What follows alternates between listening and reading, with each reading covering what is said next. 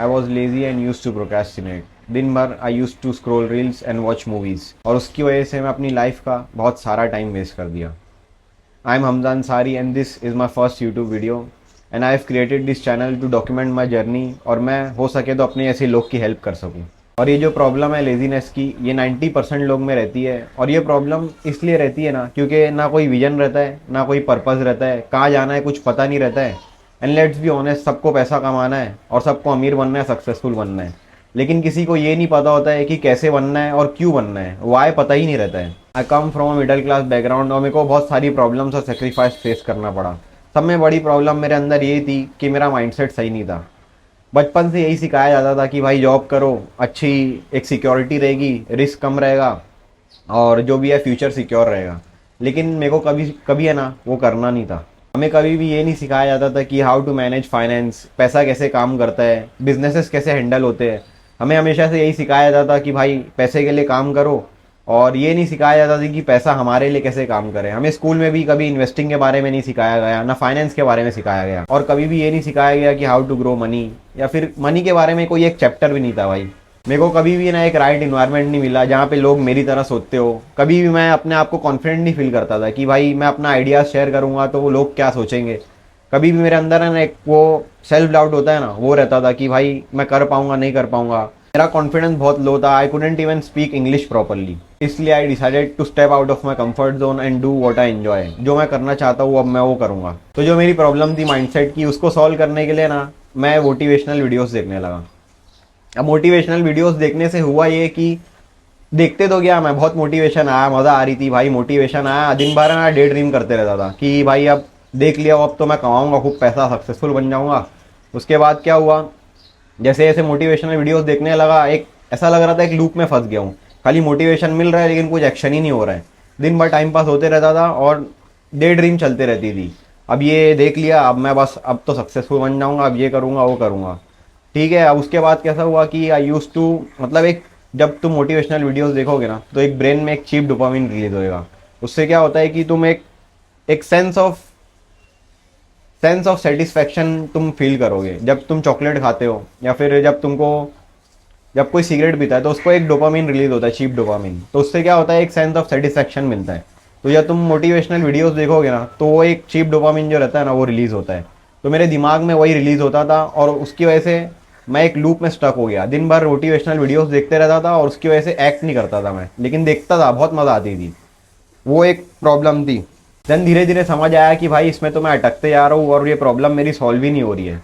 क्योंकि मेरे को कैसा माइंडसेट चेंज करने का था, मेरे को लगा कि मोटिवेशनल वीडियोस देखूंगा और उससे मेरा माइंडसेट चेंज हो जाएगा।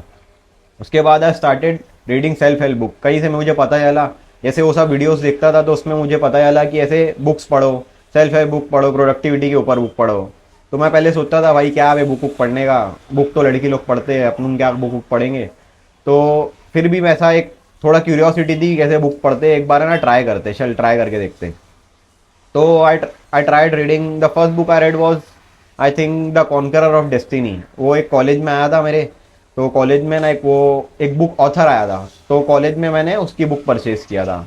तो चल मैं बोला पढ़ी थी, एक बार पढ़ के देखते क्या है, क्या होता है, क्या एक्चुअल में रहता क्या है। बहुत लोग बोलते हैं बुक पढ़ो ऐसा होगा वैसा होगा, तो मैंने पढ़ के देखा बुक। तो एक्चुअली जो पहले बार जब मैं बुक पढ़ के देखा ना तो मज़ा आने लगी, एक क्यूरियोसिटी जागने लगी, इमेजिनेशन मेरी ग्रो होने लगी और समझ में आने लगा कि कैसे कैसे इमेजिनेशन को हम ग्रो कर सकते हैं। बाद से ना मेरा पूरा पर्सपेक्टिव चेंज हो गया चीज़ों को देखकर। उसके बाद मैं बुक्स पढ़ते गया, इंटरेस्ट आते गया, बहुत सारी बुक्स सेल्फ हेल्प पे पढ़ते गया। और बुक्स पढ़ने से ये हुआ कि मेरे अंदर है ना एक क्यूरियोसिटी आ गई, एक इमेजिनेशन पावर इंक्रीज हो गई कि हाँ ये हो रहा है, कैसे हो रहा है, क्यों हो रहा है। इसलिए ना अपने आप को कभी भी है ना क्यूरियस रखो कि कोई भी चीज़ हो रही है ना तो कोई भी सवाल पूछो, क्वेश्चंस पूछो कि ये चीज़ हो रही है तो कैसे हो रही है, और अगर ये कर सकता है तो मैं क्यों नहीं कर सकता और कैसे करूं। और don't just day dream, start taking action. क्योंकि जब तक तुम एक्शन नहीं लोगे ना, जब तक कुछ हो नहीं पाएगा। दिन भर तुम डे ड्रीम ही करते रहोगे मेरी तरह। दूसरी प्रॉब्लम जो थी वो थी फाइनेंस की, और उसको सॉल्व करने के लिए अगेन स्टार्ट रीडिंग बुक्स। क्योंकि जो तुम वीडियोज़ में देखते हो और जो बुक्स में रहता है दैट इज़ वेरी डिफरेंट। क्योंकि बुक्स में ना बहुत डिटेल इन्फॉर्मेशन रहती है और जो ऑथर्स रहते हैं ना वो बहुत सारी केस स्टडीज़ के ऊपर वो बुक्स लिखते हैं। इसलिए जब तुम बुक्स पढ़ोगे और वीडियोस देखोगे ना उसमें बहुत डिफरेंस रहता है। तो इसलिए ना स्टार्ट रीडिंग बुक्स। और एक ये बुक है Rich Dad Poor Dad. If you are a beginner then this is the best book for you to learn about finance and money. ये मैंने है ना बुक 100 रुपये से खरीदा था एक ट्रेन स्टेशन से। और जब तुम ये बुक पढ़ोगे ना तो तुम्हारा माइंडसेट जो मनी को लेके है, जो पर्सपेक्टिव है ना, पूरा चेंज हो जाएगा। क्योंकि इसमें बताया है कि मनी जैसे असली में पैसा कैसे काम करता है और पैसे को तुम्हारे लिए कैसे काम कराए। तो अगर तुम ये फाइनेंस के बारे में कुछ सीखना चाहते हो, स्टार्ट करना चाहते हो ना, then this is the best book for you. और अपने आप को है ना हमेशा एजुकेट करते रहो और इम्प्रूव करते रहो, हर दिन नई चीज़ें सीखते रहो, तभी तुम कुछ कर पाओगे या फिर कुछ सीख पाओगे हर दिन। और एक प्रॉब्लम थी कि राइट इन्वायरमेंट नहीं मिला। अगर तुमको भी राइट इन्वायरमेंट नहीं मिला है ना, तो स्टार्ट ज्वाइनिंग ऑनलाइन कम्युनिटीज़, जैसे कि रेडिट या लिंक्डइन पे ना बहुत सारी कम्युनिटीज़ रहती है। वहाँ पे जाओ और तुमको तुम्हारे जैसे लाइक माइंडेड लोग मोस्टली मिलेंगे। तुम वहाँ जाके लोगों से बात करो, उनका पर्सपेक्टिव जानो, तुम्हारा दिमाग वहाँ से और खुलेगा। और सही लोगों के साथ रहो, और हो सके तो जहाँ तुम रह रहे हो और वहाँ अपने कंफर्ट जोन में अगर सेट हो गए हो ना, तो हो सके तो वहाँ से बाहर निकलो। उससे तुम्हारा जो इन्वायरमेंट है ना बहुत इंप्रूव होएगा और तुम्हारे अंदर एक चेंजेस आएगा, और उससे तुम कंफर्ट जोन से बाहर आ सकते हो। एंड अगर कॉन्फिडेंस की कमी है ना, तो the best thing is to start lifting weights. अगर तुम एक बार जिम जाना स्टार्ट करोगे ना, तो तुम्हें ऑटोमेटिकली कॉन्फिडेंट फील होने लगेगा, तुम्हारी बॉडी का स्ट्रक्चर अच्छा होगा ना, तो एक बार तुम अपने आप की बॉडी में कंफर्टेबल फील करोगे और अब तुम ऑटोमेटिकली कंफर्टेबल और कॉन्फिडेंट फील करोगे सबके सामने। और अगर तुम मेरी तरह इंग्लिश सही नहीं बोल पाते थे पहले, तो start speaking in front of mirror, कैमरे में बोलना स्टार्ट करो, लोगों से कन्वर्सेशन स्टार्ट कर दो। अगर कोई नहीं कर रहा है तो कोई भी ऑनलाइन जाओ, किसी से भी भाई वीडियो कॉल पे बात कर लो, कोल्ड कॉलिंग कर लो।